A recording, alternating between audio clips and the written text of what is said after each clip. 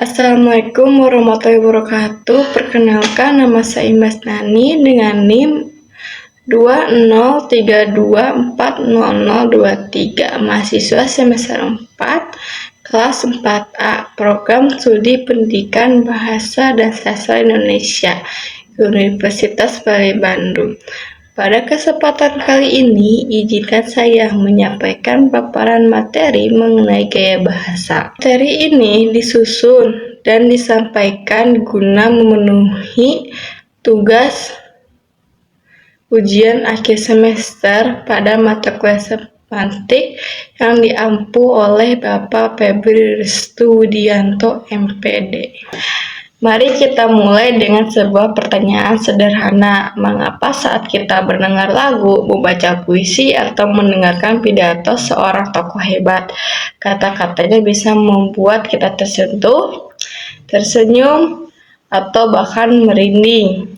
Padahal bahasa yang digunakan adalah bahasa sehari-hari yang kita kenal. Jawabannya terletak pada bagaimana sang penutur mengolah makna dalam ilmu bahasa atau linguistik, cabang yang mempelajari tentang makna semantik.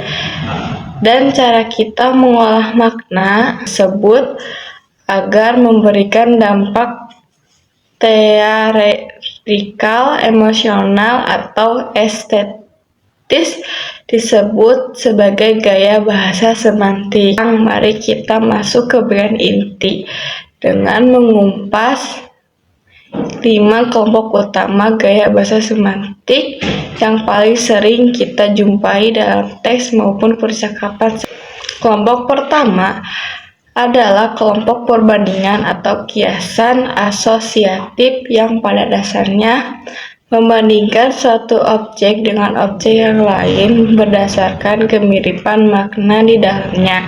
Kita mengenal simile, yaitu perbandingan langsung yang menggunakan kata pembanding.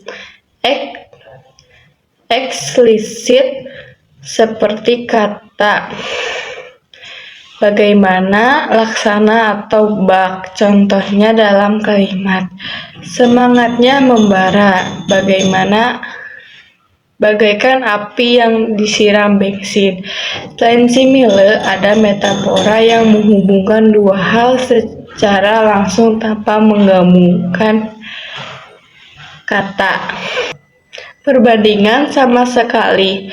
Misalnya, dia adalah tulang punggung keluarga, di mana ada tulang punggung langsung dimaknai sebagai penopang utama perekonomian. Lalu ada pula personifikasi, yakni memberikan atribut atau perilaku manusia kepada benda mati atau konsep abstrak seperti kalimat pada. Waktu terus berlari meninggalkan kita yang enggan berubah. Kelompok kedua adalah kelompok perlambangan, yakni mengganti sebuah konsep dengan kata atau lambang yang mewakilinya. Salah satu jenis adalah metonimia, yaitu menggunakan nama merek, atribut, atau ciri khas yang menggantikan nama benda secara keseluruhan.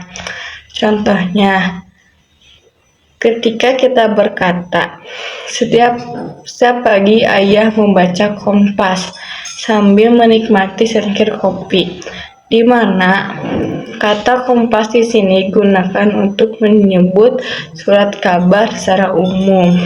Selain metonimia, ada juga sinekdoke yang dibagi menjadi dua jenis. Pertama adalah prasprototo yang menyebutkan sebagian untuk mewakilkan keseluruhan, contohnya, sehingga saat ini saya belum melihat batang hidungnya. Kedua adalah totem pro parte yang menyebutkan keseluruhan untuk mewakili sebagian, contohnya, Bandung menghasilkan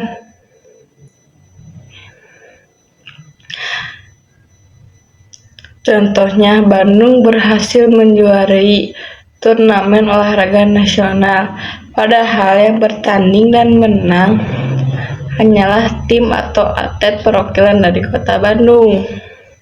Kelompok ketiga berkaitan dengan pergeseran nilai, rasa, atau perubahan semantik yang terjadi akibat faktor sosial, kebudayaan, maupun etika. Di satu sisi, kita mengenal ameliorasi dan epimisme yang berfungsi menghaluskan atau menggabungkan makna agar terasa lebih sopan.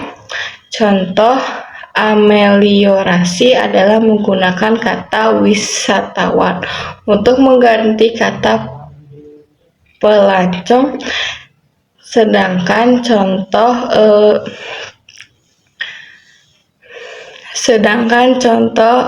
epimisme adalah penggunaan istilah penyandang disabilitas untuk mengganti kata cacat.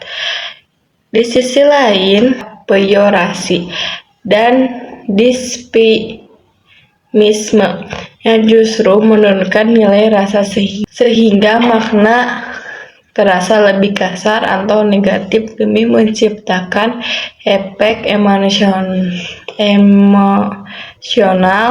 tertentu, seperti pada kalimat jabatan direktur itu akhirnya dijebak dari tangannya, di mana kata didepak terasa jauh lebih berdampak secara emosional dibandingkan dengan kata dilepas. Kelompok keempat adalah kelompok pertentangan makna, yaitu menggabungkan dua konsep yang bertolak belakang untuk menciptakan kejutan logika. Di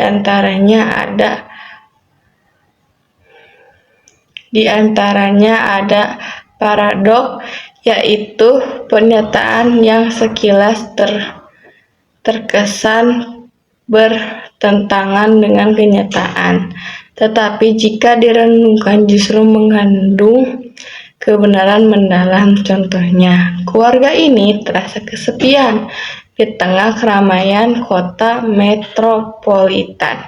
Selain itu, ada oksimoron yang menggabungkan dua kata makna kontradiktif langsung dalam satu frasa pendek. Contohnya, dunia politik sering dipenuhi kebencian yang manis.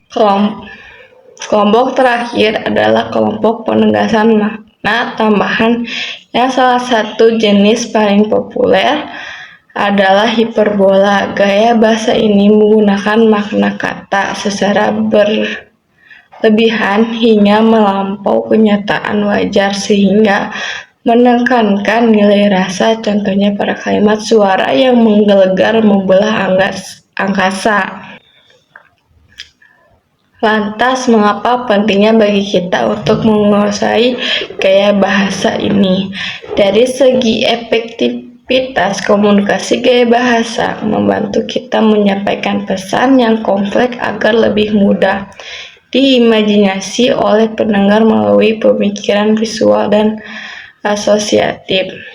Menguasai gaya bahasa ini juga melatih kecerdasan emosional bahasa kita, sebab kita jadi tahu kapan harus menggunakan epimisme untuk menjaga perasaan orang lain, atau kapan harus menggunakan metafora untuk menyuntikkan inspirasi. Selain itu, gaya bahasa ini sangat menunjang kreativitas penulisan, baik dalam pembuatan konten, copywriting, penulisan karya sastra, penyusunan naskah pidato, hingga artikel, agar pesan disampaikan tidak terasa hambar dan membosankan. Sebagai penutup, gaya bahasa bukan sekedar hiasan kata dalam puisi, melainkan sebuah jembatan makna antara apa yang ada di dalam pikiran kita dengan apa yang dirasakan oleh pendengar. Dengan memilih dan